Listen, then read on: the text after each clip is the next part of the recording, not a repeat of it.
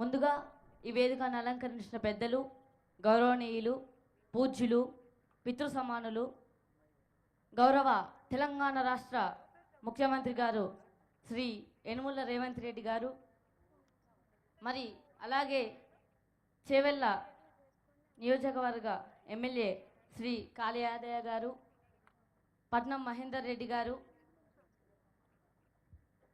ఇక్కడికి విచ్చేసిన ప్రతి ఒక్కరికి పేరు పేరున వందనాలు తెలియజేస్తున్నాను. అట్టడుగు వర్గాల ఆశాజ్యోతి, ప్రపంచ మేధావి, భారత రాజ్యాంగ నిర్మాత, ఆర్థికవేత్త, సంఘ సంస్కర్త,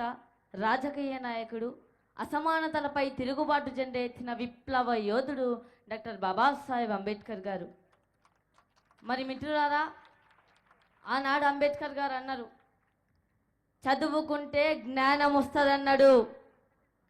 చదువుకుంటే ధైర్యం వస్తుందన్నాడు, చదువుకుంటే మన దేశ దశ దిశను మార్చొచ్చన్నాడు, చదువుకుంటే ఈ రాజ్యాన్నే ఏలొచ్చన్నాడు.